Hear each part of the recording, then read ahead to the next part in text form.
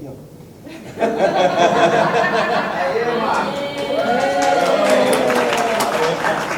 Agora sim, nós estamos de frente com alguém.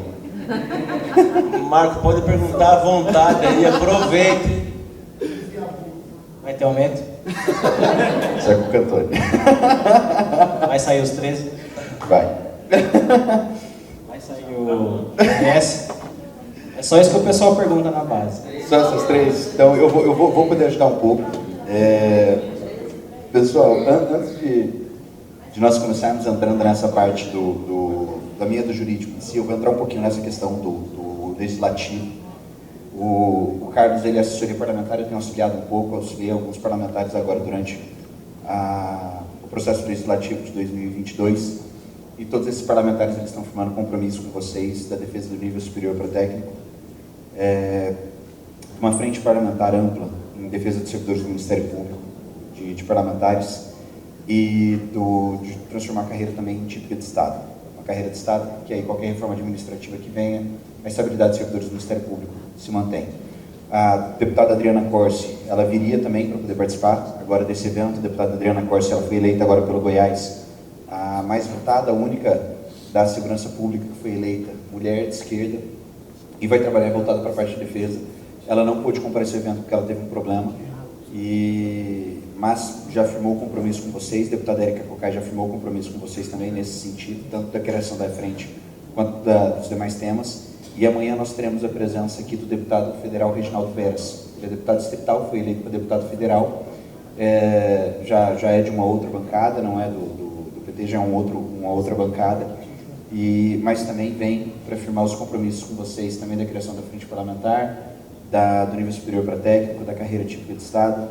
Então, eu acredito que o nível superior sim venha, acredito, até porque quem vai encabeçar a frente, a luta do nível superior para técnico, são as duas deputadas, a Érica Cocai, que foi a mais votada proporcionalmente, a mulher mais votada do Brasil proporcionalmente, do PT, do mesmo partido, do presidente da República eleito, e a deputada Adriana Corsi, que foi a mais votada do Goiás também, que vai encampar também, filha dela é afiliada do Lula, ela já bancou também essa briga. Então o nível superior para técnico é algo que com certeza no ano que vem ele vem como uma realidade. O que nós estamos só organizando? Qual foi o veto que teve do Judiciário? O Judiciário conseguiu uma emenda do nível superior para técnico, teve um veto do Bolsonaro, e o veto naquele momento ele utilizou o vício de iniciativa, porque foi feita uma emenda do Legislativo que alterava em si a carreira, inclusive o ingresso da carreira, e ele falou que quem deveria ter feito isso era o presidente do Supremo Tribunal Federal. Então, o cuidado que nós estamos tendo agora é sobre o vício de iniciativa, para que nós não tenhamos o mesmo problema que teve dentro do Judiciário, mas com essa bancada que está abraçando o Ministério Público da União, eu tenho certeza que o nível superior vem aí ano que vem para vocês. Então, o INS para a base, lógico que isso daí o Carlos depois pode falar com mais propriedade, já deve ter falado um pouco sobre isso com vocês, a diretoria também pode falar um pouquinho mais, mas dentro do que nós podemos nos movimentar, que o escritório pode se movimentar dentro do Legislativo, a gente está se movimentando para garantir isso para vocês. Estão na base, o INS, essa é a resposta ideal. Inclusive, isso foi uma coisa que o Amarildo abordou, que é a opinião dele, né? Eu até postei no grupo lá do pessoal de São Paulo, o pessoal, não é vício de iniciativa, cada um tem uma posição, né? Mas, de fato, não foi uma propositura do STF, né? Foi uma entrada que tivemos ali no projeto de lei do TJDFT, né? TJDFT, e eu penso que foi isso aí mesmo. Eu concordo com o Amarildo, quando ele fala que, por causa desse eventual vício de iniciativa, foi a justificativa usada para o Bolsonaro vetar. Outra coisa que sempre eu vejo falar, inclusive a posição do Gandhi, né? Não sei quem teve a oportunidade de assistir as lives que o sindicato proporcionou, que o Gandhi teve aí junto, é parar de falar que o técnico tem direito ao ONS. Todo mundo sabe que o técnico tem direito ao ONS, só que isso não interessa para a administração. A administração preza o quê? Economicidade, né? e a administração. Então vamos parar com esse negócio de termos direito. O que tem que se jogar na mesa é temos direito, mas isso vai ser mais interessante para a administração do que para os técnicos em si mesmo. Eu acho que o argumento fica melhor. Com certeza. E ela não tem impacto, né? Inicialmente não tem impacto orçamentário, posteriormente pode vir a ter um impacto orçamentário, mas inicialmente não tem. e que foi o que fez passar tão rápido na Câmara e no Senado na propositura da emenda do Judiciário. Então, dentro disso, eu acredito que a gente vai ter uma posição melhor. Acredito que tem uma mudança de postura do Aras a partir de janeiro. E espero que, a partir disso, dentro do trabalho que nós vamos fazer dentro do Legislativo e do Executivo, porventura venha um projeto dessa parte do nível superior. Não é minha barca, não é a minha área, mas estou buscando uma expansão aí para poder auxiliar nessa parte que é onde o escritório tem atuado agora, e a gente sempre tenta ampliar isso para a base. Agora dos 13, 13,23%. Pessoal, 13,23%, como está sendo gravado, eu acho que boa parte de vocês já escutaram meu discurso de sempre sobre 3 vias, né, ou 3 processos que existem: administrativo, judicial e esse novo Sindjus. Eu vou aproveitar que está sendo gravado, vou fazer uma explicação um pouco mais ampla, que o sindicato depois vai fazer alguns teasers do que eu estou falando, vai fazer alguns cortes e vai jogar na base de maneira coordenada para que possa, sempre que chegar alguma informação, alguma dúvida, nós já temos gravado. Os 13,23%, primeiro eu vou começar com o administrativo. Vocês fizeram aquela greve em 2015. Aquela greve gerou uma pressão muito grande dentro da administração e dentro do próprio Conselho Nacional do Ministério Público. Uma das pautas da greve era os 13,23%. Os 13,23% foram para o Conselho Nacional do Ministério Público. Eles foram julgados favoráveis em 2015, administrativamente em julho de 2015. Nós fizemos o pedido de verba suplementar ao planejamento à época. Logo após, em agosto, fizemos em setembro, fizemos em novembro, fizemos em dezembro. O Fabiano pulou só um mês de outubro, que pulou que não foi feito pedido de verba suplementar. E chegou em dezembro, o Conselho Nacional do Ministério Público, ele realizou o pagamento, quando o Pleu assumiu a Secretaria-Geral lá, ele realizou o pagamento com a verba que ele tinha remanescente.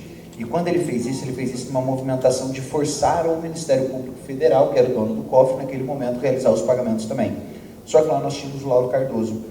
E o Lauro, ele teve um posicionamento de encaminhar um ofício à Advocacia Geral da União, no início de janeiro, e a Advocacia Geral da União respondeu em 10 dias, não realize o pagamento, não é devido, está fora da competência do Ministério Público, do Conselho Nacional do Ministério Público, isso, e nós vamos judicializar.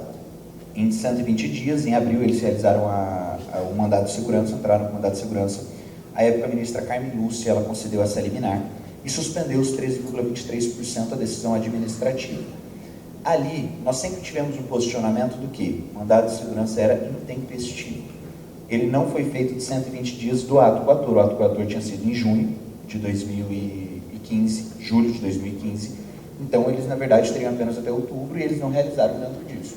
A administração pública, ela utilizou uma tese de que ela não tinha conhecimento da decisão.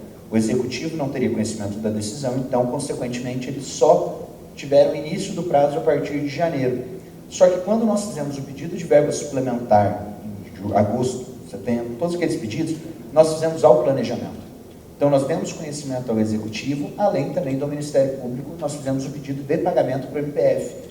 E aí, enquanto chefe do Ministério Público da União, ele tomou aquele conhecimento, ele deveria ter tomado providências a partir dali. Então, nós tínhamos aquela tese, nós tínhamos certo aquilo, quando nós estudamos o Brasil de 2016 para frente com essa liminar, nós sempre falamos, o Ministério Público será o único órgão que terá reconhecido administrativamente os 13. Os demais não terão, porque todas as demais ações da União foram feitas dentro do prazo. E isso aconteceu.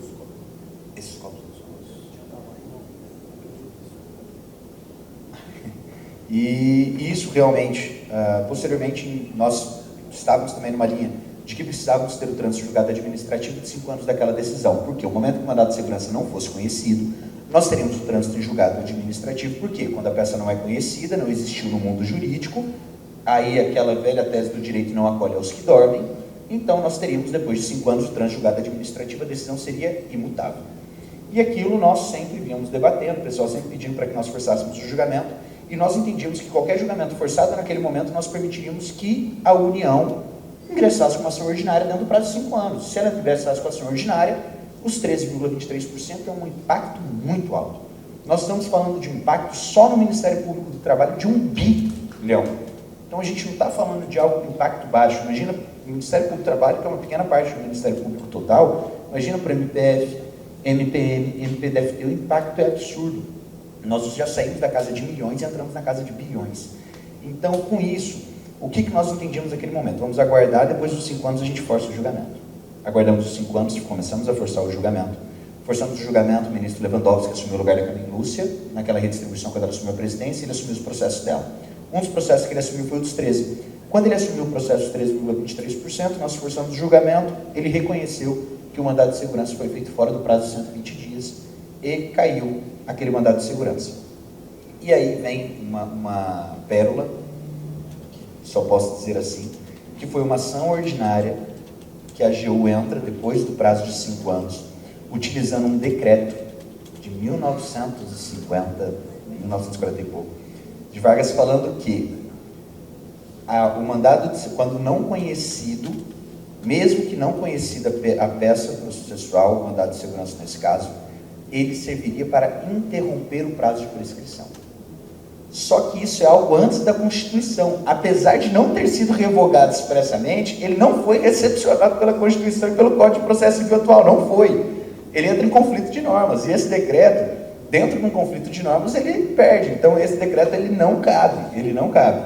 E a época foi muito engraçado, que o oficial de justiça, quando ele foi me entregar a citação, ele entrou em contato com o sindicato direcionou a citação para o escritório, e aí ele falou: doutor, eu estou com uma citação aqui que eu estou triste de te entregar, porque os 13, vocês ganhando os 13,23% do Ministério Público da União, nós vamos ser beneficiados e com a decisão favorável, mas eu estou com uma coisa aqui que eu nunca tinha visto um decreto sendo utilizado dessa maneira como está sendo agora. Pela primeira vez eu estou vendo isso. E aí ele entregou, e com aquilo nós achamos um absurdo. Naquele momento, eles não colocaram o SINDI-MPU no polo do processo. Nós não somos polo do processo. O polo do processo é o Conselho Nacional do Ministério Público e o MPU. Nós fomos intimados enquanto interessados, porque nós éramos partes daquele processo que estava sendo questionado.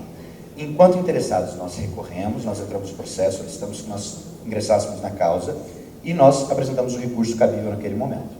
Nós estamos aguardando esse julgamento. A decisão do ministro Lewandowski, ela se fundamenta neste decreto e no impacto orçamentário que poderia gerar em um momento de pandemia. E que este valor vultuoso que seria pago aos servidores do Ministério Público poderiam colocar o Brasil numa situação delicada pelo momento de pandemia que nós estávamos passando.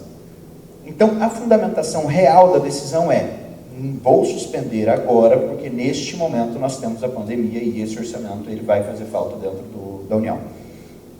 Ao nosso entendimento, não tem base, vai cair a ação ordinária, como nós tínhamos entendimento que cairia o mandado de segurança, porque ela foi feita após os 5 anos, ela não tem a capacidade de ser julgada, ela não foi ingressada no período correto.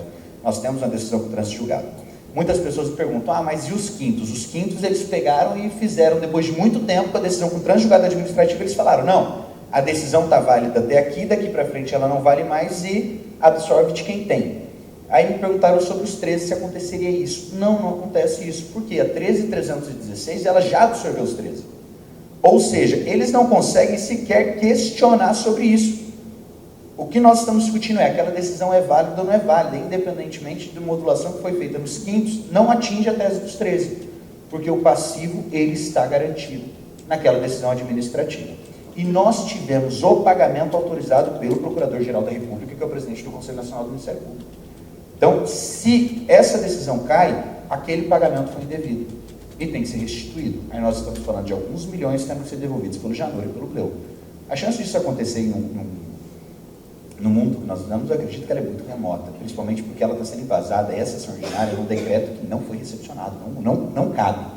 E nós já apresentamos todos esses argumentos e nós estamos forçando esse julgamento, porque esse julgamento nós entendemos por bem que é um julgamento favorável a vocês assim que ocorrer. Tá? Nós pedimos, inclusive, que o próprio Lewandowski reconsiderasse a decisão dele e, caso não reconsiderasse, aí sim, levasse a plenário. Porque o nosso entendimento, ele mesmo vai fazer essa reconsideração em um momento oportuno. Ou não, né? Porque agora já me falaram que tem a chance até do Lewandowski antecipar a aposentadoria para o Ministério da Justiça, então nem sei se isso é possível mais. Mas, se não, até março, aí, caso contrário, esse processo ele fica sobrestado aí até que o novo ministro do Supremo assuma as causas do Lewandowski, que tende a ser rápido. Então, nós temos essa posição. Então, o administrativo hoje de vocês, ele está suspenso. Muitas pessoas falam: mas e o pagamento? Mas o sindicato não fez nada. Mas como é que está? Todas essas informações hoje que o sindicato está obtendo, MPT, MPDFT, que a gente já está solicitando também, aí eles deram entrada, a gente vai judicializar, Conselho Nacional do Ministério Público, PMM, todas essas informações não foram solicitadas agora. Todas essas informações, assim que o mandado de segurança caiu, nós fizemos a solicitação. Nos foi negada. Nós entramos com um mandado de segurança para poder receber esses documentos. Então, esses documentos eles estão vindo hoje, não por uma ação do Sindijus ou pelo processo que está com o transjugado. Eles estão sendo entregues com base em informações que foram solicitadas à época administrativa. Então, hoje nós estamos colhendo frutos daquele momento que nós tivemos lá atrás. O primeiro ponto é esse. Nós temos o processo judicial dos 13 do SINDI-MPU. O nosso processo, ele foi julgado improcedente, com trânsito em julgado em 2014, mais ou menos. Foi feita uma rescisória. Essa rescisória nós tivemos procedência nela. E agora ela está para julgar no STJ e no STF essa matéria. Aí vem os mesmos moldes da ação. Então, nós temos uma ação em curso do SINDI-MPU, que ainda está em curso, não está com trânsito julgado, não está finalizada, judicial. Essa está em curso. E, por último, a ação que tem já levado ao Brasil inteiro, que é a ação do Sindijus, que teve trânsito em julgado, até me questionaram sobre a possibilidade de prescrição. Essa ação ela teve trânsito em julgado em 2019, salvo engano. Então, o risco de prescrição dessa execução ela vai iniciar em 2024, só que em 2024 a gente faz uma ação de protesto e ganha mais um ano para poder realizar as execuções. Então, nós estamos tranquilos quanto à questão da prescrição. Mas, teve esse trânsito em julgado. A AGU entrou com a rescisória no prazo. Eles entraram com a ação rescisória dentro do prazo que era cabível. E essa ação rescisória que está em curso. Muitos nos perguntam, por que não estamos realizando a execução se tem trânsito em julgado? Primeiro, o SINDI-MPU vai realizar a execução? O SINDI-MPU vai realizar a execução a todos os seus filiados nos mesmos moldes que são, sem custo, sem custas iniciais e sem honorários advocatícios. O SINDI-MPU realizará essa execução. Mas essa execução ela não foi iniciada por quê? Nós temos uma ação rescisória em curso. Essa ação rescisória ela foi julgada improcedente no Tribunal Regional Federal. E eles ingressaram agora aí fizeram os embargos foram julgados e agora eles estão ingressando com RESP e RE. Esse recurso extraordinário vai ser o que vai dizer se vai ter ou não. Qual é a nossa preocupação? Se nós estourarmos e falarmos assim, gente, vamos ingressar com todas as ações de execução. Se nós ingressarmos com todas as ações de execução dos 13 hoje, como eu disse, o impacto do MPT, que é 1 bi, se o SINDI-MPU entra com 1 bi de execução, realiza o pagamento das custas, porque nós teríamos que realizar o pagamento das custas nesse caso, realizássemos e a rescisória fosse julgada procedente, todas as ações de execução seriam julgadas improcedentes. E, consequentemente, nós teríamos que pagar 10% de honorário de sucumbência em cada ação. E nós estamos falando de aproximadamente apenas no MPT de 100 milhões de reais. Isso levaria à falência do SINDI-MPU, ou, consequentemente, se o SINDI-MPU não realizasse o pagamento, como a execução ela é individual, cada afiliado teria que arcar com o honorário de sucumbência, e vamos falar aqui que o menor valor dentro dessa ação, nós estamos falando de algo em torno de 160 mil. Nós estamos falando de um honorário de sucumbência de, no mínimo, 16 mil reais para esse servidor que assumisse o risco. Existem ações hoje que já foram ingressadas, essas ações foram ingressadas, elas tiveram julgado procedente, suspensos agora diante da rescisória a pedido da AGU.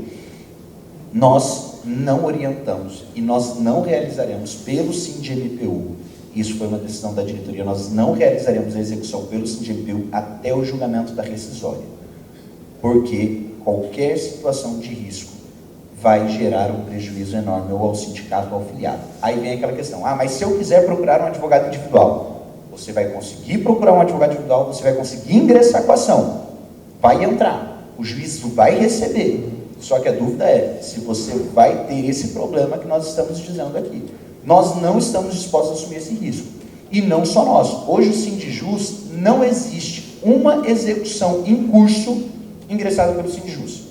Não existe. O Sindijus ele falou que ele recebeu a documentação e está na contadoria deles. A contadoria do Sindijus vai levar o tempo necessário e posteriormente eles não realizarão as execuções até que nós tenhamos o posicionamento definitivo da rescisória. Porque qualquer execução anterior é um risco a todos os filiados. A todos os filiados. Se a gente está falando que o nosso impacto é alto, imagina o Sindiju que é 10 vezes maior do que o nosso. Porque o impacto, hoje o judiciário, hoje, ele tem aproximadamente 100 mil servidores. Então, você imagina que o impacto do Sindijus é 10 vezes o nosso impacto que nós temos hoje, 16 mil servidores na base, entre ativos e inativos, que atinge. Quem tem direito aos 13? Os 13,23. Todo mundo que ingressou até o ano de 2016, junho de 2016, tem direito. Por quê? A 13.316, quando ela foi em junho de 2016 que ela entrou em vigor, ela absorveu os 13. Dali para frente não tem mais direito. Então, quem ingressou em 2018 não tem direito aos 13. Quem ingressou em 2017, 2018, 2019, até aqui, não tem direito. Todo servidor que ingressou, qual é o cálculo? 13,23% do seu VB e de todas as verbas que incidem sobre o vencimento básico.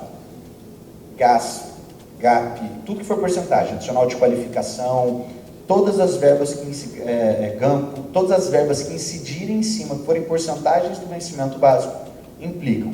Verbas indenizatórias ou cargos e comissões, funções comissionadas não entram. Qualquer verba que não seja vinculada ao VB não entra. Todas as que são vinculadas ao VB entram. Ô Bruno, o Amarildo ele estava falando aí da questão do valor do impacto, né, que isso causaria. Acho que ele tinha falado um valor de 700, tinha gente que tinha 700 mil para judiciário, né? Eu fico pensando o seguinte, é uma coisa que a gente pode ganhar e não levar pelo tamanho que é, ou seja, é tanto dinheiro que os caras dizem que não tem condição. Reconheço aquela história que a gente usa, né? Devo, não nego, pague se puder, e não vai poder. Né? Seria melhor a gente falar, vamos dar um desconto para vocês, dão 90%, vocês pagam 10% para a gente, que a gente está satisfeito. Né? Porque é um valor muito alto. Aí eu queria que você fosse bem sincero e direto. Há uma possibilidade de fato de ser pago isso, ou a gente vai ficar aqui só sonhando, né? Acordado? De fato, hoje existe. Hoje existe. O que nós teremos? Nós teremos uma análise ainda pelo Supremo Tribunal Federal, não do mérito da matéria, mas de uma ação rescisória. A ação rescisória ela é fundada dentro de alguns limites da lei. E essa ação, ela não se enquadra, essa ação rescisória, ela não se enquadra em nenhum dos moldes. O que essa ação rescisória está sendo feita? Ela está sendo utilizada, quando ela ingressou no TRF, ela está sendo utilizada para questionar o mérito da ação novamente, sem nenhum fato novo, sem nenhuma alteração legislativa, sem nenhuma alteração de nada. Inclusive, a rescisória ela não pode nem ser ingressada com alteração com mudança jurisprudencial. E o que eles estão querendo alegar é que os 13,23% eles são uma afronta à súmula 34 do STF, que fala que o judiciário não pode considerar aumento. Tudo bem. Por que você não entrou com recurso extraordinário? Por que você não questionou? Então a rescisória ela não pode ser utilizada hoje como uma matéria de recurso, ela não é um recurso. Ela não é. Ela é uma ação para rescindir um trânsito em julgado e ter uma reanálise da matéria com base em fundamentos na legislação. E nesse caso não se enquadra. Não se enquadra. Então, o que está sendo questionado primeiro é, essa rescisória cabe ou não? Para depois, se ela couber, você rescinde o trânsito julgado para poder entrar no mérito. E o que foi julgado no TRF é que ela não cabe. E, ao meu ver, ela não cabe. Só se nós tivermos uma decisão política que entra essa ação. Fora isso, então, de fato, se nós formos para dentro do direito, não cabe. E a afronta à súmula 34 deveria ter sido arguída no momento de um recurso extraordinário. O que aconteceu? Nós tivemos um recurso especial, esse recurso especial foi julgado, e aí a União perdeu o prazo. E ela não foi para o STF. Então a matéria de Sindijus não foi ao STF, não foi debatida no Supremo Tribunal Federal, não foi julgada quanto a isso. Nós tivemos um caso individual que chegou no Supremo Tribunal Federal. O Gilmar Mendes, naquele caso, ele deu repercussão geral, e nós tínhamos ciência que ele iria gerar ali a vinculação dos 13 à súmula 34. E ali naquela repercussão geral, aí sim nós teríamos um problema, porque ele declararia naquele momento que não era um direito cabível, e naquele momento vinculado a isso, com uma repercussão geral, aí nós teríamos um fato que geraria um problema na nossa decisão, inclusive administrativa, se ele tivesse sido julgado naquele momento. E aí o que nós fizemos? Nós fizemos uma cooperação entre os maiores escritórios vinculados a sindicatos. Foi, né, nesse caso específico, a atuação maior foi do nosso escritório junto com o do Ibanez. Até se você entrar na ação individual, os dois escritórios que estão nessa ação é o nosso escritório do Ibanez, e nós forçamos muito para que não gerasse repercussão geral. E aí o que foi o julgamento do Gilmar Mendes? Este caso, desta servidora, desta matéria em específico, desta ação, vincula-se à súmula 34, mas não gera efeito a nenhum outro caso. Foi o que nós conseguimos. Nós sabemos que iria gerar uma improcedência, mas no caso, limitamos. No caso, então, você está falando que, ou seja, seria um caso do SINDI-MPU específico do MPU. Não, esse foi uma servidora que chegou lá, discutindo os 13. Aí quando nós descobrimos disso, que ele tinha jogado repercussão geral, se ele desse vinculado à súmula 34, todo mundo já tinha perdido. Mas naquele momento, o que nós fizemos? Uma atuação muito forte, para que mesmo que ele fosse pela improcedência vinculado à súmula 34, ele não fizesse isso com repercussão geral. E aí ele aí ele limitou. Ele falou, não, este caso em específico desta servidora, nesta ação, vincula a súmula 34. Ele não deu repercussão geral atingindo todos os processos que estão em curso. Isso para a gente foi uma excelente vitória. Então nós conseguimos ali conter um dano que poderia ser absurdo. Então aquele dano foi contido. Essa ação do Sindijus, ela vai de novo para lá. Só que o nosso debate lá é, esta ação rescisória, ela cabe ou não? Ao nosso entendimento, não cabe.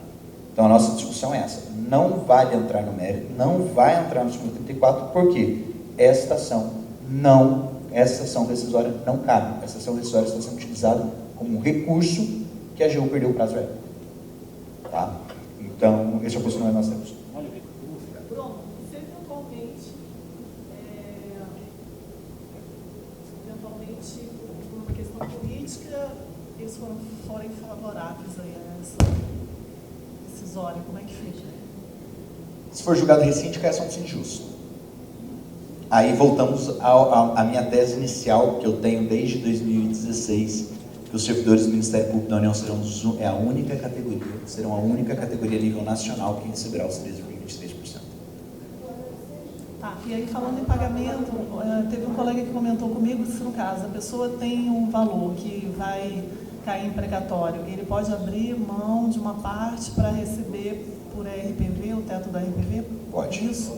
Após a PEC que teve do aumento do teto de gastos, que foi aquela PEC do Auxílio Brasil, utilizada para conseguir o Auxílio Brasil, e teve um aumento do teto de gastos públicos e, consequentemente, todos os órgãos receberam maiores valores, inclusive foi o que fundamentou a expansão orçamentária do Ministério Público da União. Então, quando sempre fala assim, que nem o Antônio trouxe aqui alguns números vultuosos, de 100 e poucos milhões definidos para verba estratégica, 300 milhões para projeto de lei ainda que está em curso de procurador. Esses valores vultuosos, eles são decorrentes dessa PEC do teto dos gastos. Então, o Ministério Público ganhou uma folga no orçamento absurdo. Não só ele, como todos os demais órgãos que teriam ali, menos o Executivo, que aí fez Vocês acompanharam tanto quanto eu. Mas, voltado para vocês aqui. Aquela PEC ali, ela traz que precatórios até 200 mil reais, eles continuam se mantendo na fila.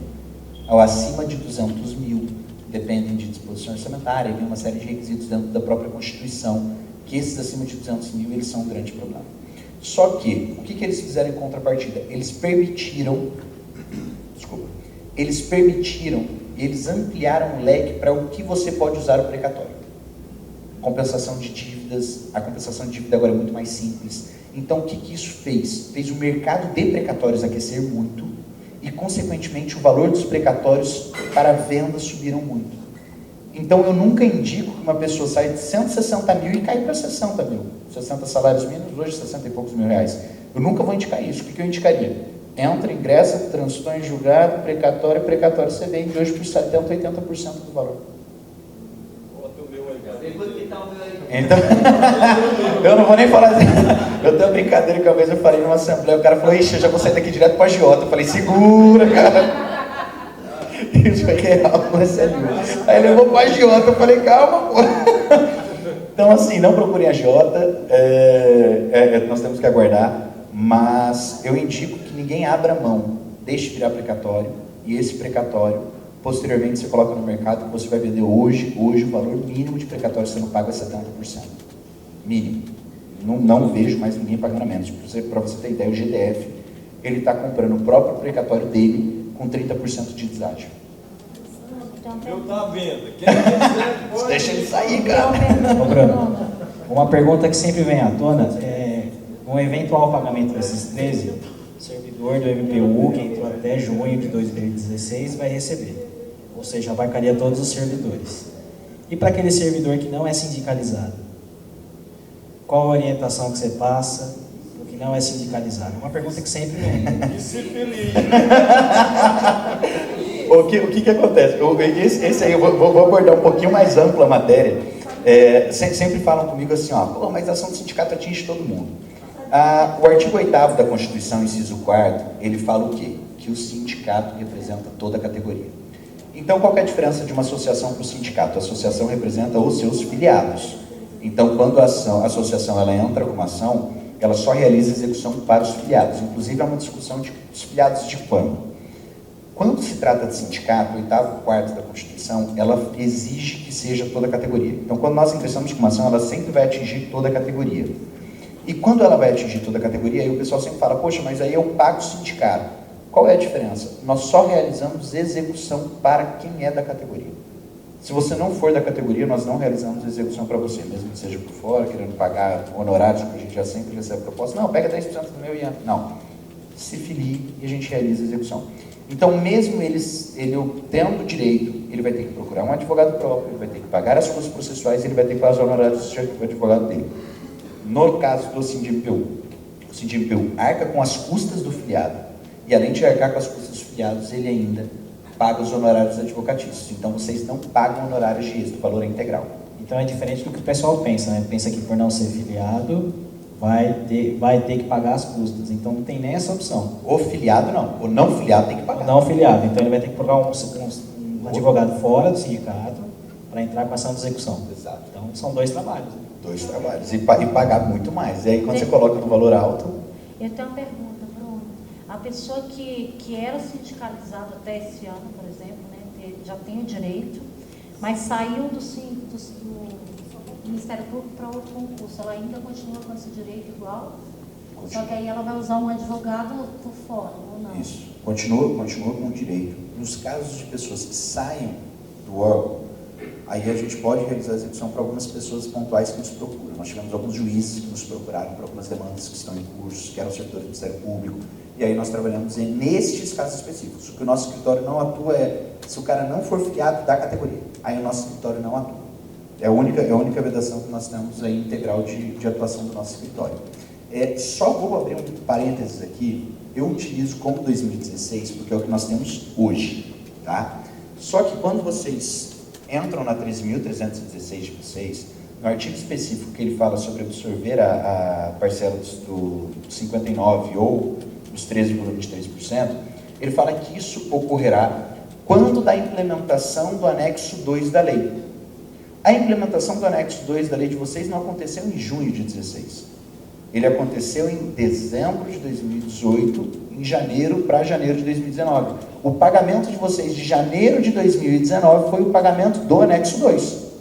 Então, só ocorreu a integralização do anexo 2, a implementação do anexo 2 em 2019. Então, eu utilizo 2016 porque é o que nós temos hoje. Só que existe uma ação em curso hoje já do SINDIMPU, patrocinado pelo nosso escritório, que visa a ampliação de 2016 para 2019. E nós pedimos essa ampliação com base na VPNI, ou, o mesmo termo que está lá, ou qualquer parcela decorrente dela. O que isso quer dizer? Que a gente vai conseguir ampliar os 13, em vez de junho de 2016, para janeiro de 2019. Nós ganharemos quase 3 anos com isso, 2 anos e 6 meses de valores. Se até lá nós não tivermos iniciado a execução, vocês vão receber R$ 59,00 vezes esse período, corrigido, com juros, mas quando da realização dessa execução dos 13, esses 3 anos, esses 2 anos e 6 meses, eles também entram no debate. Então ainda nós temos essa briga judicial da ampliação do prazo, que só deveria ter acontecido em janeiro de 2019 e não em junho de 2016. Essa ação também está em curso. Nós já temos julgados individuais favoráveis a ela e agora nós estamos aguardando o julgamento da ação coletiva, tá? E aí nós teremos uma majoração significativa dos valores, porque é quando efetivamente vocês tiveram um reajuste de a recomposição de 40% dos vencimentos. Aí os 13 vão ser ampliados, impactados em cima de um valor muito maior. Aí nós teremos uma ampliação do valor. O que nós vamos executar hoje é 2016, até o trânsito julgado dessa ação. Tá? Alguma dúvida? Posso passar no banco, né? Tem alguma, Tranquilo. Bruno, alguma previsão, assim, mesmo que seja aquelas de meteorologia? Meteorologia ainda o cara tem um computador para ajudar ele. Assim, olha, até 2030 tem... Ó, esse trecho que eu vou falar, eu não autorizo a divulgação, viu? Diretora jurídica e diretor de comunicação. Esse trecho que eu vou falar, eu não autorizo. Se quiser até parar um pouquinho só a gravação para mim. Dos cálculos, o tempo de antiguidade e salário, as duas coisas, quanto mais antigo... Então, essa ação deles, ela vai retroagir até 2003. Então, ela vem de 2003, porque ela foi ingressada em 2008, até 2016. Então, quem for mais antigo vai pegar o salário de 2003, 13%, salário de 2004, 13%, 2005, 13%. É o salário que você recebia no mês. Qual foi a diferença do cálculo do CNMP? O CNMP, quando ele realizou o pagamento, ele tinha um orçamento, ele tinha que justificar aquele cálculo de alguma maneira para poder pagar o que ele tinha. Ele pegou o salário de 2003 e fez o reajuste do salário de 2003, pegou aquele valor e aplicou mês a mês e fez a correção monetária em juros mês a mês. Mas aí ele pegou o salário que o servidor recebia em 2003. A gente está falando de um salário que era 10% do que recebe hoje.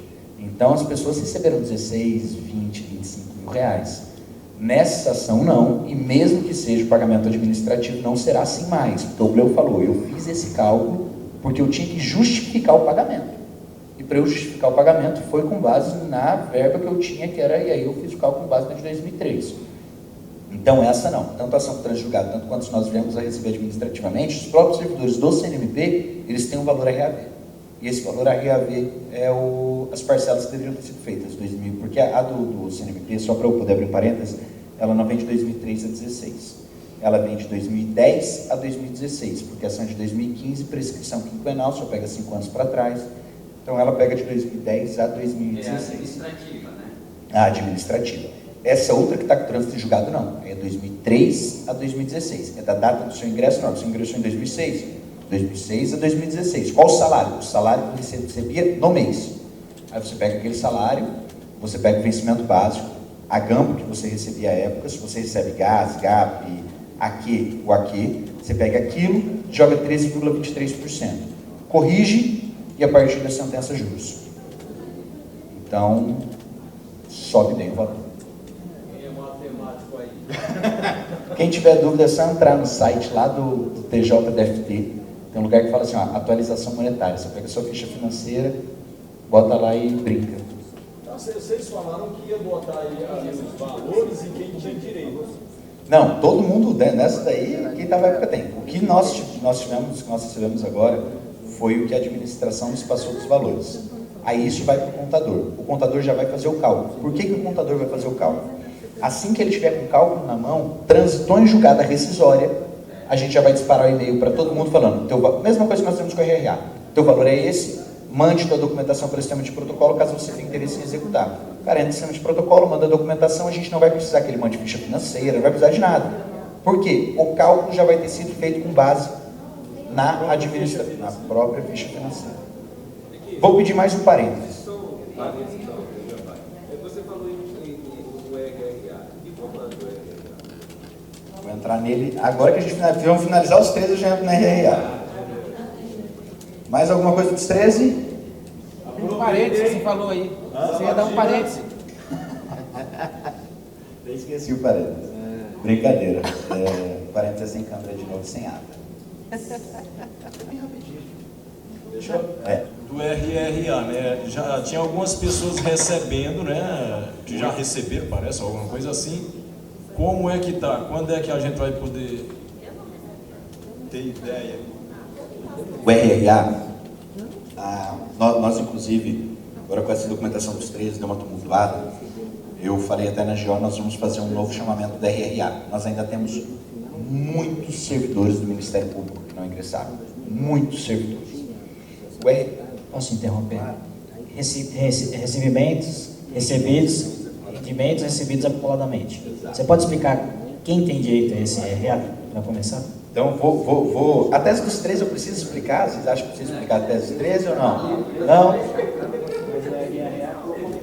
Esse 30 foi.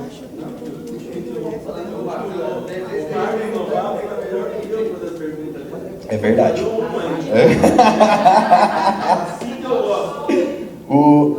Ô Bruno, você quer que eu explique a tese dos 13 por alguma coisa? Tá, então vou falar sobre a tese dos 13 de maneira bem sucinta, gente. Em 2000 e... O Lula assumiu em 2002, né? Em 2002... Janeiro de 2003. Em 2003, nós tivemos duas leis. Eu não vou me recordar agora o número das leis de cabeça, peço desculpas a vocês. Antes eu tinha ela muito mais fácil na mente. Em janeiro acho que foi em março, de 2003, foi concedido um reajuste geral, o último reajuste geral anual a todos os servidores, no valor de 1% à época. E, logo em seguida, foi editada a lei subsequente, foi um reajuste de R$ 59,00 a todos os servidores. O que acontece? A VPNI, por ser uma vantagem pecuniária individual, quando ela foi implementada, ela não poderia ter sido implementada pela Constituição, o presidente da República não poderia ter implementado ela a todos os servidores. Ministério Público, a iniciativa exclusiva é do Procurador-Geral da República. Ele não poderia. A única coisa que ele poderia, pela Constituição, era conceder um reajuste geral anual, que é o 3710 da Constituição. É o único lugar que o presidente da República tem que ele pode entrar em qualquer esfera. Legislativo, Executivo, Ministério Público. É a única maneira. Então, por ser uma vantagem, ele não poderia. Então, se ele não deu uma vantagem, e ele concedeu a todos os servidores, ele concedeu um reajuste. Só que se ele concedeu um reajuste geral anual, ele não poderia ter o feito em valores distintos. Ele não poderia ter feito em um valor tabelado, em um valor fixo, em um numeral específico, que é R$59,00. Por quê? Se você recebia R$500 à época, equivaleria a 10%. Se eu recebia 5.000, equivalia a 1%. Então, nós teríamos um reajuste geral anual não isonômico, distinto a todos os servidores.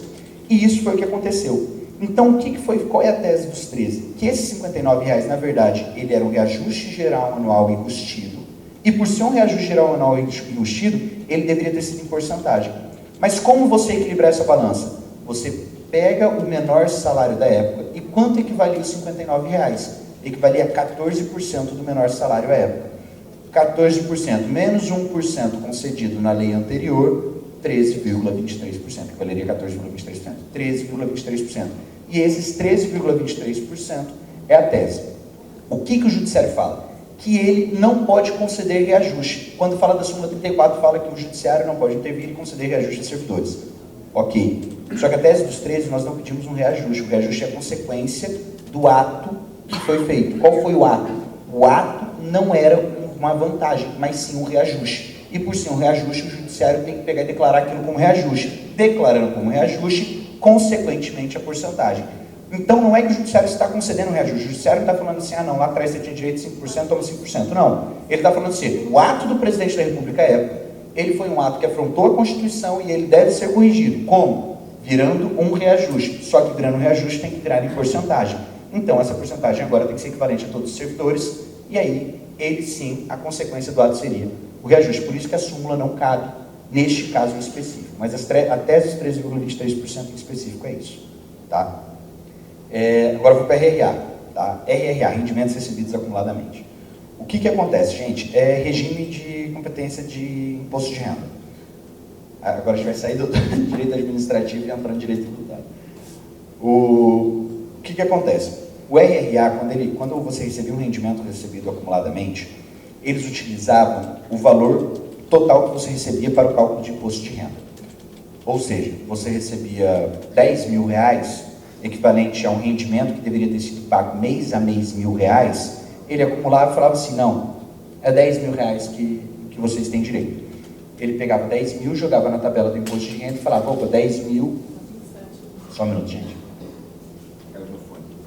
Comprar um fone grande. Pior não é nem isso, é quando cai no avião. Que aí ele entra debaixo da cadeira e você esquece.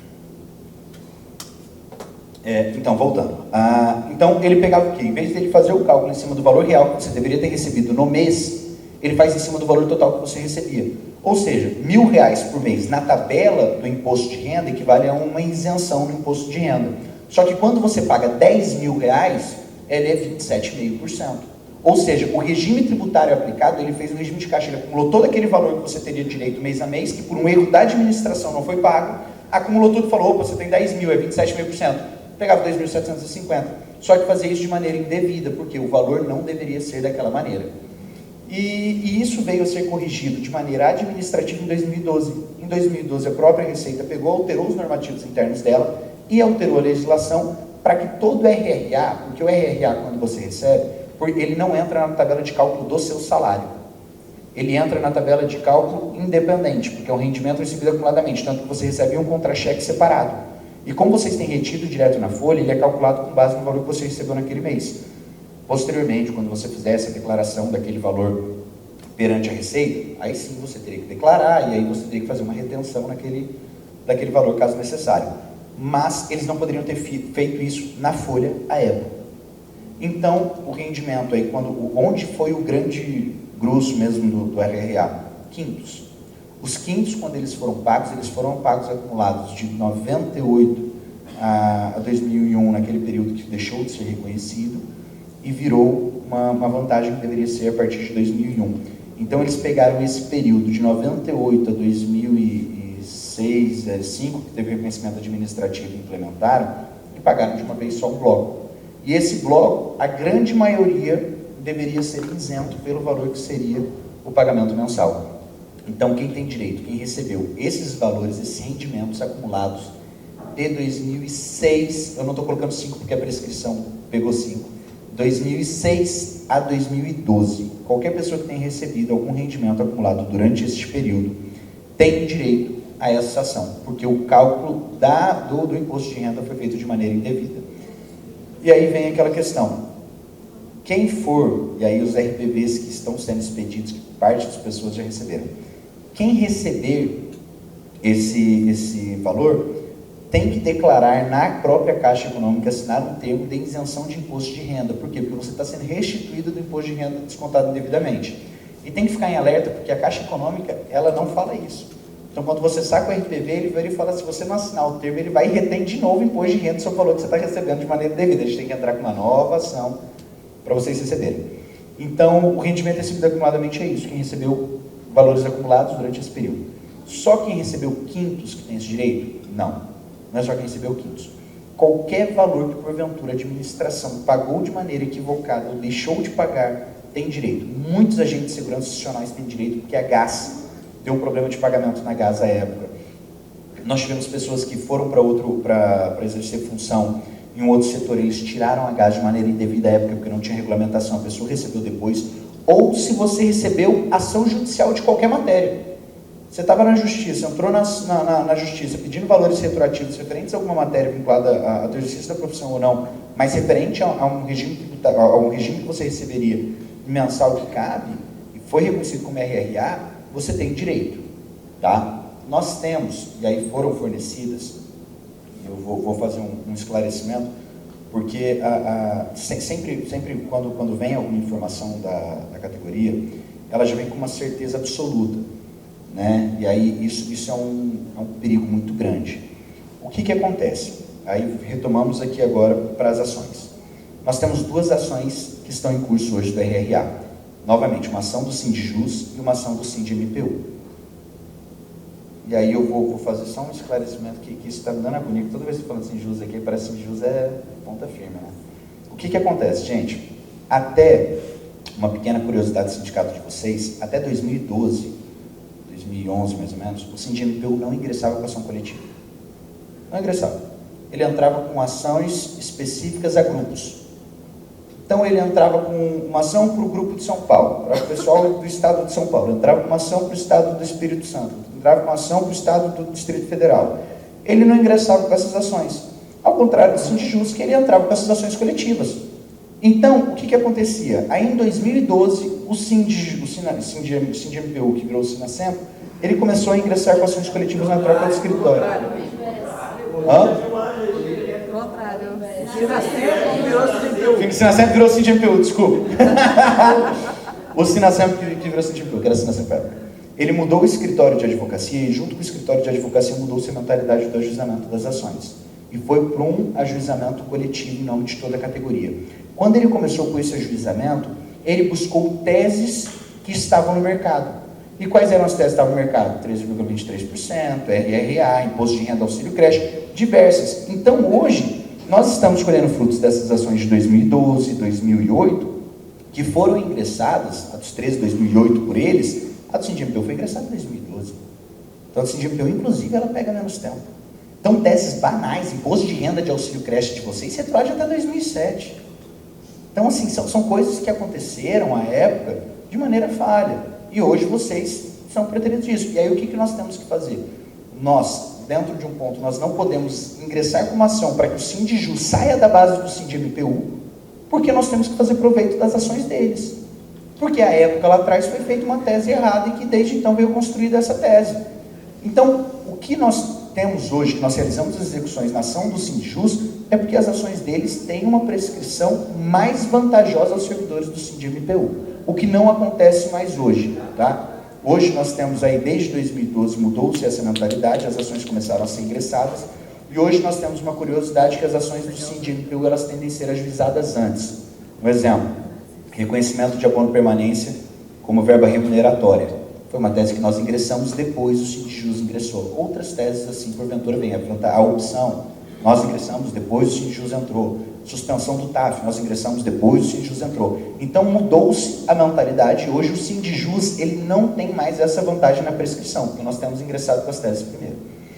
E aí agora, retornando ao RRA. Então o RRA, nós temos a ação do SINDJUS e a ação do SINDMPU. A ação do SINDMPU, ela foi ingressada em 2012. Então ela só busca até 2007. A do SINDJUS foi ingressada em 2011, então ela busca 2006. A prescrição dela atingindo até 2006, por que ela é mais vantajosa? Porque os quintos foram pagos em 2005 e em 2006. Então, a maioria das pessoas está dentro da ação do SINDJUS, que é 2006. E nós estamos realizando a execução dentro da ação do SINDJUS. Foi feito, dentro da Justiça, uma audiência e foi firmado um acordo, que é aí onde entra, Beto, a tua parte sobre os pagamentos. Foi feito um acordo com a AGU, PGFN e PGFN, Judiciário e Sindicato, aonde seria feito uma vara de execução célere, um sistema chamado Cireia. O que é o sistema Cireia? Você ingressa com os valores, a PGFN verifica se o cálculo está certo por amostragem, dá o ok, alimenta o sistema. Valores até 20 mil não vão para a Receita. Insere no sistema, verifica se está na listagem do órgão, dá o ok, aí quem alimenta o sistema é o próprio escritório, a PGFN valida, o judiciário só homologou e pede o RPV, 60 dias está pago. Esse foi o acordo que foi feito. Foi feito um acordo para que fossem inseridos 100 pessoas por semana dentro desse sistema. Tá? E aí o que aconteceu? A AGU veio, dentro do acordo você executaria até 20 mil, depois até 40 mil, até 60 mil, quando parava RPV e virava precatório. E aí depois ingressava com os precatórios. Então não era tempo, não era idade, não era nada, era valor. A AGU veio, a PGFN veio, depois que fechou o acordo, foi homologado, eles entraram com agravo de instrumento contra o acordo. Eles entraram com recurso, foi para o TRF discutir se aquele acordo era válido ou não. E aí travou a RRA no Brasil inteiro. Travou. Aí foi para discussão em agravo de instrumento. Ganhou-se primeira validação quanto aos valores até 20 mil, falando, o acordo até 20 mil é válido, vale pelo Cireia, toca. Foi iniciados os valores de alimentação em valores até 20 mil. Tá? Nós já tivemos 180 RPVs expedidos e pagos aos servidores do Ministério Público, mas nós já ingressamos com mais de 1000 processos quanto a RRA. E temos muito mais para ingressar, que nós vamos notificar as pessoas, para mandar a documentação. Então, até 20 mil. Saiu a decisão, há uma semana atrás, garantindo para os valores acima de 20 mil aquele acordo. Então hoje, o que nós tínhamos travado, estava travado por conta da PGFN, insatisfeita com o próprio acordo de quem tinha poderes para fazer em audiência, agora foi validado pelo Tribunal Regional Federal. Então agora nós começaremos a distribuir as ações acima de 20 mil reais. E aí vai pelo mesmo sistema Cireia. Então tem que verificar, todas as documentações que chegaram ao escritório já foram distribuídas. Já foram distribuídas. A diferença é, valores acima de 20 mil não foram inseridos no sistema de pagamento, Cireia, mas já foram distribuídas. Então, quem mandou já foi. Quando vou receber? De acordo com a alimentação do sistema Cireia e a homologação da Procuradoria. Nosso problema hoje, tá? Nós conversamos ontem com a vara de execuções celeiras, são 3 varas aqui de Brasília que fazem parte desse conjunto. E a PGFN tem mais de 1.100 processos com prazo em aberto que transcorreram em auto sem eles entrarem no sistema e homologarem. Provavelmente pelo alto índice da demanda, campanha, toda a situação que estava acontecendo no Brasil. Nós esperamos que retome a partir de agora, para retomar as expedições dos RPVs, tanto do auxílio creche quanto do RRA. Mas eles estão sendo expedidos. Aí vem a parte que eu falei da verdade absoluta, que vem da base. É muito, gente, sempre que vier uma informação dentro de um grupo, de qualquer que seja, sempre busque informação com a diretoria executiva, sempre busque. O que aconteceu? Saiu uma listagem e jogaram, alguém teve acesso a uma listagem que foi colocada no processo que nós estamos atuando, e falaram assim, essas pessoas aqui já estão com a RPV expedida nesse valor e tem que atualizar. Não, mas virou um caos. Virou um caos, já pode ir na caixa, a galera indo na caixa não tinha RPV pro cara, o RPV está aqui, mas não está na caixa, quem pegou? Aí nós tivemos um caos na categoria. Aí lá vai a gente explicar. O que acontece? A ação do Sinjus, nós estamos nessa situação. Execução em curso, alimentação de Cireia, processo distribuído vinculado a ela, tudo correndo da melhor maneira. Só que nós temos a ação do CINDMPU. A ação do CINDMPU, nós estamos fazendo ela de caráter coletivo, a execução. Então, o que nós pedimos? A administração me forneça toda a listagem de quem recebeu rendimentos acumulados durante este período dentro do processo e o valor que tem direito. Porque quando ele me fornece essa informação dentro do processo, eu solicito que vá para a contadoria judicial, eu já volto o valor certo, eu saio da liquidação e já entro na execução. Em valores consolidados, fornecido pela própria administração dentro do processo. Então, aqueles valores não são nem o valor que a parte tem a receber. Aquele é o valor que foi descontado da pessoa à época. Ainda tem que verificar qual era o regime tributário que ele se enquadrava, qual era a linhazinha ali do imposto de renda que ele se enquadrava, para definir qual é o valor exato que ele tem direito. Então, quando o pessoal falou, esse aqui é o valor que eu tenho a receber, não, aquele é o valor que ainda tem que ser verificado e deduzido a porcentagem que foi paga de maneira indevida. Então, gente, aquela listagem não é verdade que tem RPV já expedido naquele processo, naquela listagem. Não é aquele valor. Aguardem. Nós estamos fazendo execução em outro processo e essa é uma coletiva para quem não forneceu a documentação, nós garantimos o direito da pessoa. Só que, novamente, só vai receber quem for filiado. Mas ali nós vamos garantir a execução coletiva para interromper a prescrição para essas pessoas do processo do CINDMPU. E do Sindijus, nesse outro processo, nós vamos encaminhar uma nova leva de e-mails para todo mundo e nós vamos disponibilizar um sistema dentro do site do sindicato, que a pessoa vai lá, fez o login na área do filiado, jogou o CPF dela, ele já tem, se tem direito, quanto tem direito, se tem processo distribuído já. Tá? Quanto ao RRA, nós vamos fazer um novo chamamento agora e vamos disponibilizar esse sistema. Tá? Então, quero só colocar isso para que todo mundo tenha ciência. Então, é quem recebeu rendimentos de 2006 a 2012.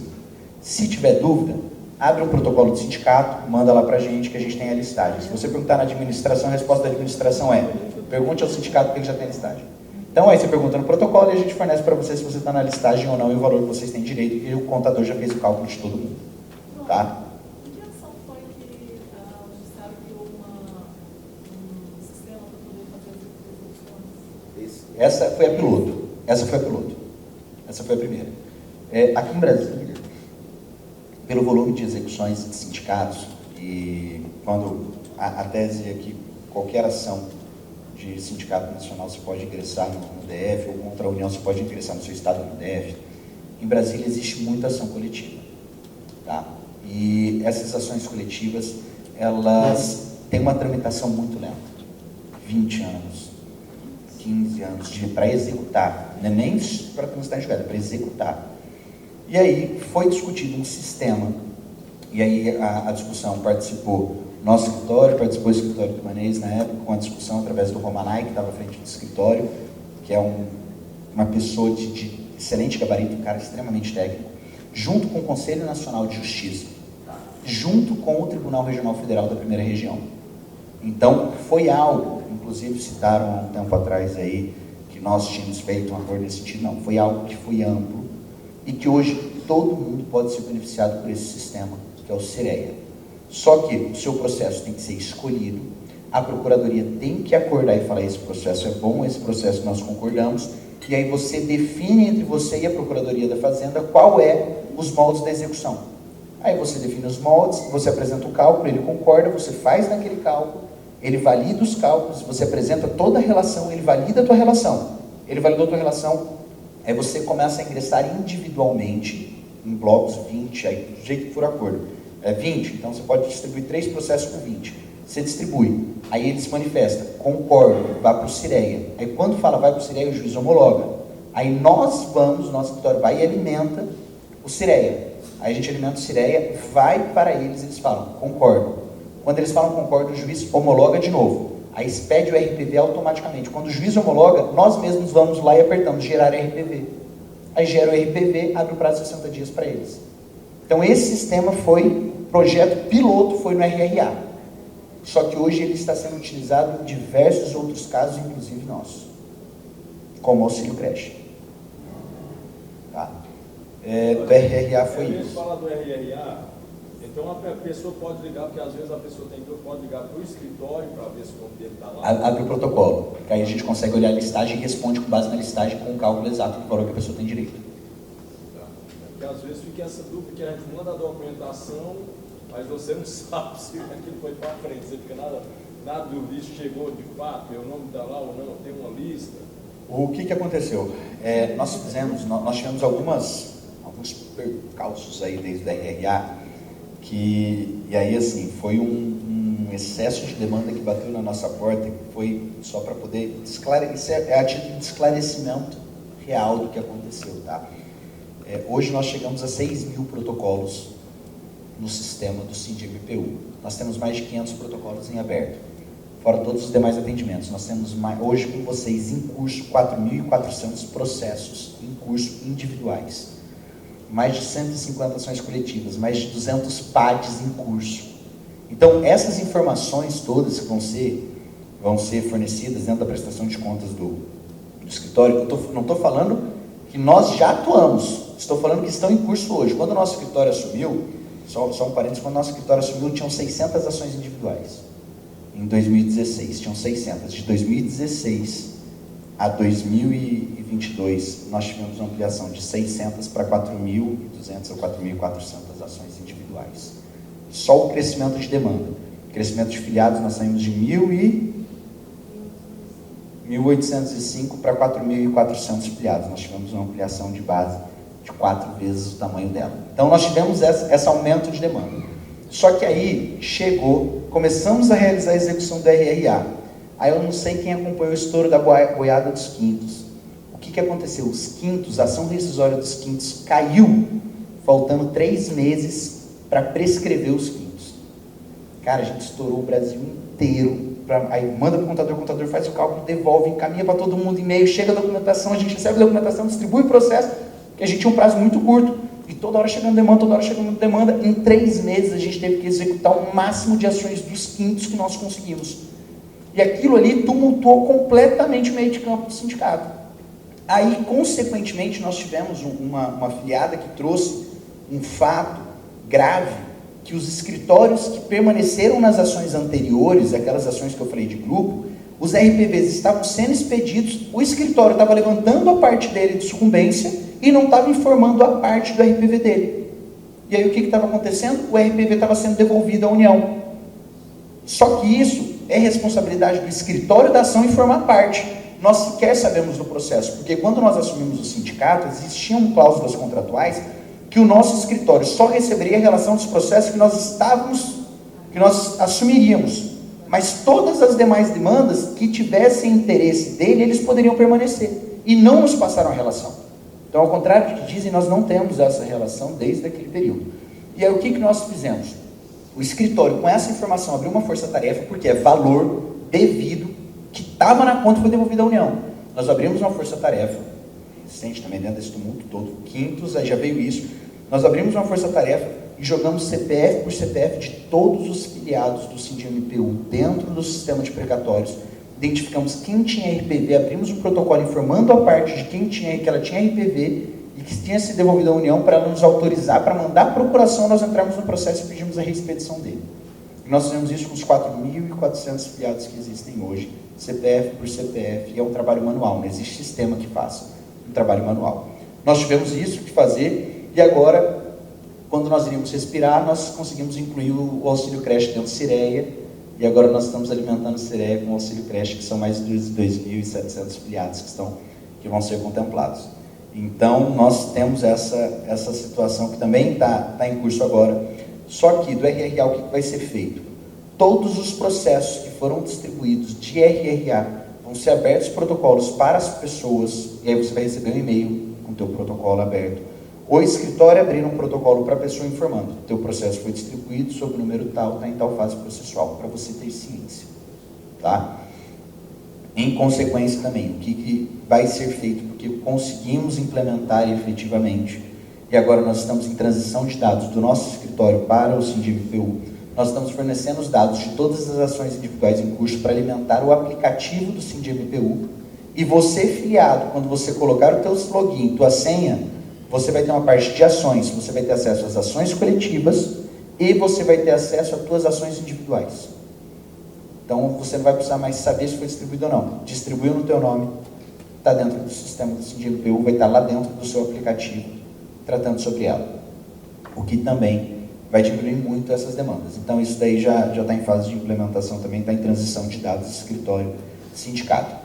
Então, quem ingressou com a RRA e tiver dúvida, pode perguntar, gente. Já informa, mas isso também vai ser fornecido a todos. Muito bom. Quem vem no meu lugar agora aqui? Quem contrata esse escritório? tem mais alguma matéria que queria? Qual que era? RRA? Veja bem, Giovanni, Belo Horizonte, Minas Gerais. Eu gostaria de dar uma sugestão. Porventura é possível, o sindicato com o escritório de advocacia, principalmente o escritório de advocacia, se há possibilidade de cada filiado que tem uma ação em curso, que tem um sistema tipo, tem um push? Há possibilidade do sindicato fazer assim? E esse vai ser pelo aplicativo. Esse que o que acontece? O nosso escritório, para conseguir implementar esse sistema, a gente tomou um prejuízo do tamanho de um boi. O que aconteceu? Nós tínhamos um sistema dentro do nosso escritório que chamava Jus Manager, um sistema renomado aqui do Distrito Federal, feito no Distrito Federal e que era moldado ao escritório. Ele foi lá no nosso escritório, conheceu a nossa estrutura e fez o sistema judicial nosso vinculado a gente. Só que aí existe uma situação de que para ele conseguir buscar o andamento, ele tinha que colocar aqueles robozinhos que aí ele entra e fica tentando quebrar a senha do tribunal, aquela que ele fala assim, coloca essas letras. Ele ficava tentando quebrar para quando conseguisse, ele verificasse se teve mudança de andamento, aí ele puxava. E aí isso não supria. E a gente não estava conseguindo extrair os dados desse sistema e passar para o sindicato. Aí o escritório foi buscar no mercado e hoje nós contratamos um sistema chamado Legal One. É o melhor sistema jurídico hoje que tem no mercado, é o único sistema que tem contrato com todos os termos de parceria, com todos os tribunais. Onde o filiado vai ter isso? No aplicativo. Tu entrou no aplicativo do SINDI-MPU, entrou a tua ação, tu vai ter um andamento atualizado da tua ação. E aí movimentou, vai estar no teu aplicativo. Ótimo, porque aí é uma evolução tecnológica e também aí o servidor filiado não fica assim, né, a mercê, assim, de alguma, né, sem informação. Porque aí ele vai ter esse feedback, né, constante, vai saber que o processo dele realmente foi movimentado. Não ficaria necessariamente toda hora tendo que fazer um protocolo, esperando esse feedback. Eu acho que seria mais sério, né? Eu tive um caso do Rio Grande do Sul agora na GO, é muito disso, porque o que acontece? Hoje, nosso escritório conta com uma equipe de mais de 40 advogados. Só que a gente tem uma demanda processual muito alta. E o feedback, o retorno ao filiado, ele sempre é uma grande dificuldade pela quantidade de movimentações que nós temos semanalmente. Isso é um problema. Por que nós fomos para o sistema do SINDI-MPU, o aplicativo? Por que nós implementamos esse sistema e nós estamos fazendo essa transferência de dados? porque realmente o retorno ele é complicado. Então, boa parte das vezes, o que estava acontecendo? Que é o caso que eu tive do Rio Grande do Sul agora. A mulher foi e fez uma reclamação formal do escritório, falando que o nosso escritório não estava tendo uma atuação competente no caso dela. Aí eu entrei no processo dela, ela tinha ganho o processo. Aí eu fui e informei para ela, não, o escritório está tendo competência, mas desculpa, não foi informada do isso que a senhora teve em primeira instância, porque nós só informamos os trânsitos em julgados, quando a pessoa ganha em final. Só que é importante esse feedback dela, falar assim, tive a liminar deferida? Não tive. Tive sentença procedente? Não tive. E aí esse feedback, eu estou corrigindo ele no sistema de protocolo até a implementação do aplicativo. Mas isso vai resolver, porque boa parte das vezes a reclamação não é que o escritório não atuou correto, mas é que a pessoa não teve a informação dela. Nós tivemos um caso que a pessoa ganhou uma liminar e pegou e criticou muito a gente, porque a gente não tinha garantido direito dela, sendo que o órgão já tinha sido oficiado e o contra-cheque dela já tinha sido corrigido. E ela não tinha percebido isso. Mas foi um erro nosso de não comunicação. Então nós fizemos essa meia-culpa. E aí o aplicativo ele vem para suprir isso, para corrigir esse feedback que hoje é a grande falha. É uma coisa que eu falo. A nossa falha, e é uma falha do escritório que nós tivemos, inclusive, pelo aumento exponencial na demanda num curto prazo, porque você sair de 600 para 4.300 ações, é um aumento muito alto de demandas e de publicações diárias. Nós saímos desse aumento de demanda e, consequentemente, esse retorno ele começou a ficar um pouco mais falho. Então, existem esses equívocos, mas a gente está tentando suprir. É um erro nosso. Uma boa parte das pessoas eu falo isso. Gente, ó, técnica, a gente erra de vez em quando, mas o maior erro nosso é o feedback e o retorno. Técnica, às vezes, a gente pode escorregar, porque controlar 40 advogados é difícil, mas o feedback a gente tem tentado. E a gente tem criado mecanismos dentro do escritório. Eu vou falar um pouquinho do escritório, porque boa parte das pessoas, elas sentam com a gente e não tem a noção do que está por trás. Eu tenho gente que eu acho que eles simplesmente acreditam que é o Fábio e o Bruno, né? O Fábio e o Bruno, ele vai lá, atua e toca os 4.000 processos. Nós criamos um sistema dentro do escritório. Nós temos hoje coordenação geral, subcoordenação geral, coordenação de equipe, supercoordenação de equipe, a equipe, uma controladoria que são advogados voltados à parte para controle de prazos, qualidade de peça, qualidade de advogado, qualidade de produção.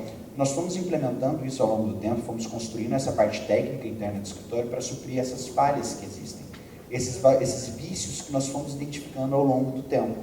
Então, o escritório hoje, ele conta com uma estrutura e uma equipe muito diferente de quando nós começamos, de acordo com a quantidade de demanda, e nós tivemos que fazer essa adequação. Então, hoje nós somos o escritório com maior representação sindical do Distrito Federal e do Centro-Oeste. Nós representamos mais de 50 sindicatos. Central Única de Trabalhadores, nós representamos todo o comércio do Distrito Federal, representa o sindicato CUT do Amapá, representa o sindicato em São Paulo, Paraíba, Amapá, represento na Rio Grande do Sul, a gente representa no Brasil inteiro. Hoje nosso escritório tem sede fora de Brasília, nós temos sede no Goiás, nós temos sede no Amapá. Nosso escritório, nós tivemos uma ampliação muito grande ao longo, nós temos 10 anos de escritório.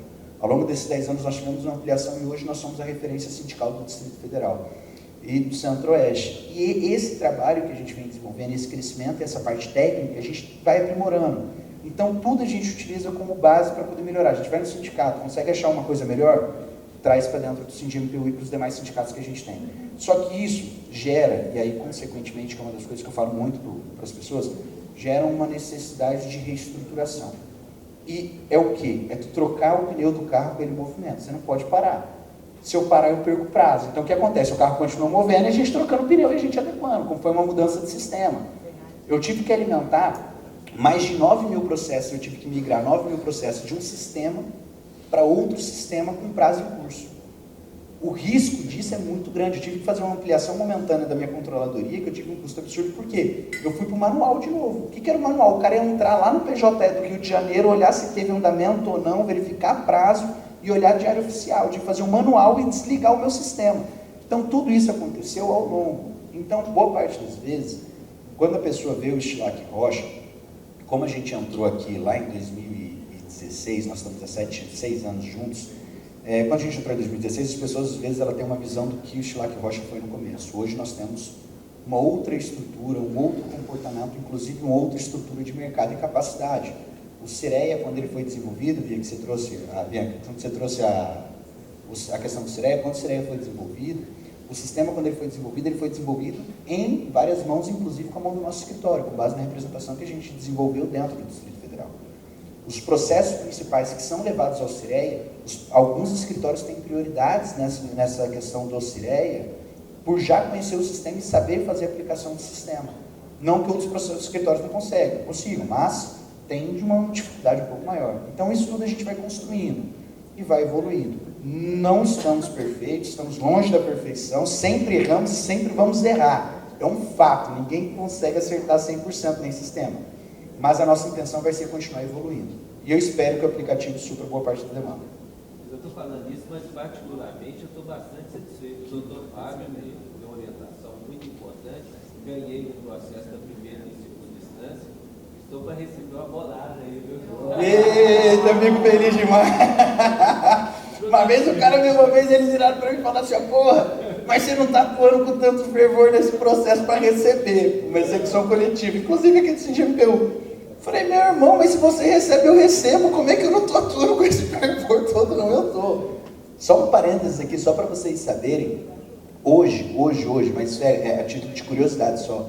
Hoje o CINGMPU possui 77 milhões de reais que já foram reavidos por seus filiados nos últimos 6 anos.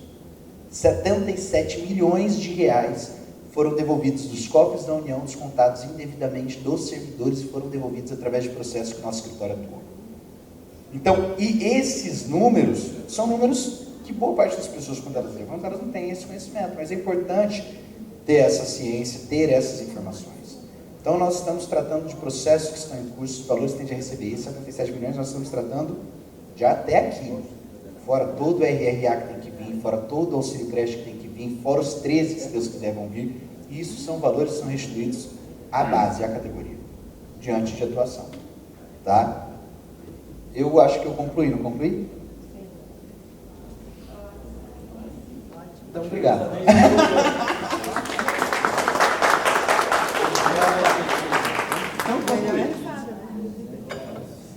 O melhor é risada. Restou alguma dúvida?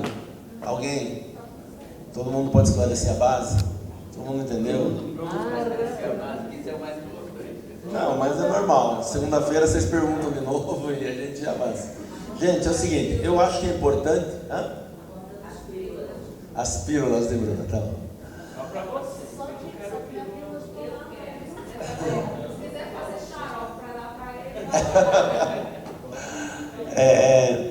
Acho que é importante, né?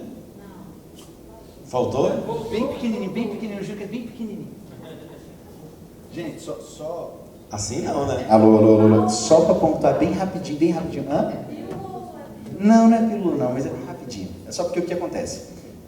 Nós temos acompanhado um movimento de algumas pessoas vinculadas à contratação de escritórios seccionais.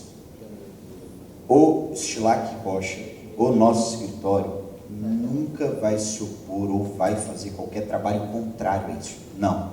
Cada base tem a sua liberdade de contratação. Só que o que eu vou alertar, que é um fato que nós tivemos problemas, eu vou trazer um fato concreto que nós tivemos problema aqui, que foi no caso do Piauí, tá? Existe uma resolução interna dentro do CINGMPU que o escritório de advocacia não assume processos que foram ingressados por outro escritório de advocacia, salvo se for algum escritório que não venha dentro da estrutura sindical. É o quê? Você tem um escritório teu lá que entrou com uma ação particular tua referente a um dano de carro, você quer que a gente pegue. Você entrou com uma ação contra a administração, não era afiliado, se filiou e quer que o nosso escritório assuma decorrente da tua filiação. Isso a gente assume. Só que você, lá no caso do Piauí, a greve do CINGMPU, o Piauí ele teve uma tese de que não era devida a compensação das horas paradas de greve. E o nosso escritório sempre teve entendimento do quê? Que não era devido o desconto no contra-cheque do servidor, mas a contraprestação da hora por ter recebido o valor era necessária, diferente da CLT, o que veio a ser confirmado posteriormente no STF é que o desconto ainda era devido, mas nós sempre tivemos essa tese. Nós ingressamos com uma ação no STJ, onde nós conseguimos liminarmente a suspensão de qualquer desconto decorrente da greve, não das horas, tanto que todo mundo que fez greve continuou com as horas lá, mas nós conseguimos o desconto.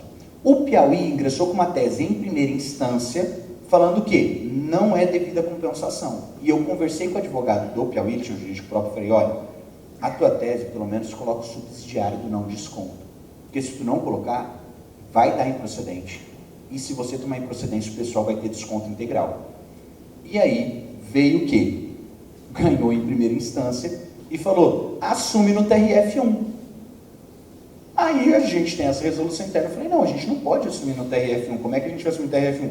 E eu sou completamente contrário à tese que vocês estão me mandando. Isso aí vai cair, vai cair. A gente falou isso, vai cair. Vocês fizeram sem subsidiário, vai cair. Dito e feito, o TRF1 veio e julgou totalmente improcedente a demanda que eles tiveram êxito em primeira instância. Nós não assumimos a demanda e a ação da STJ segurou para os servidores do Brasil, salvo aqueles que tinham demandas específicas individuais. Quem tinha demanda específica individual? Piauí. Hoje, então, o que acontece? Nós não somos contrários a essa movimentação. Só que tomem cuidado, por quê? Boa parte das vezes pega lá, ingressa, faz a contratação, joga para o nosso colo depois. É quando joga para o nosso colo, a gente não assume. A pessoa vai ter uma atuação, então quando for fazer a contratação, quem for realizar essa contratação, faça essa contratação para a primeira instância, segunda instância e tribunais superiores. E verifique o valor até o trânsito e julgado de todas as demandas. Porque nós não assumiremos essa demanda, porque nós temos uma resolução interna que, caso seja feito com os jurídicos estaduais, não repassam ao nosso escritório.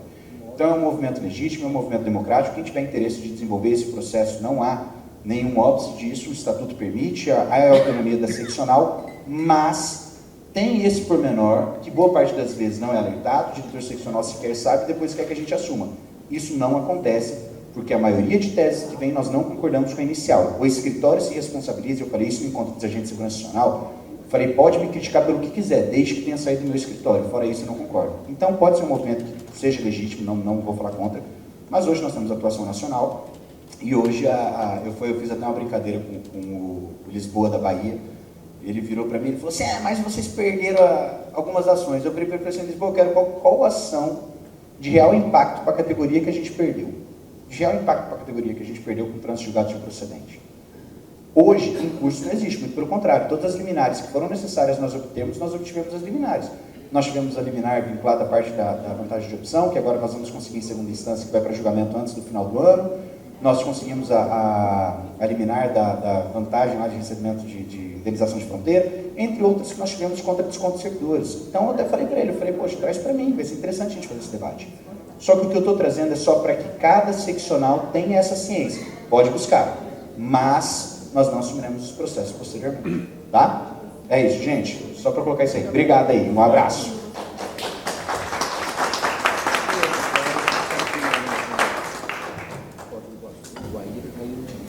Então, colegas, obrigado, Bruno. Obrigado ao escritório.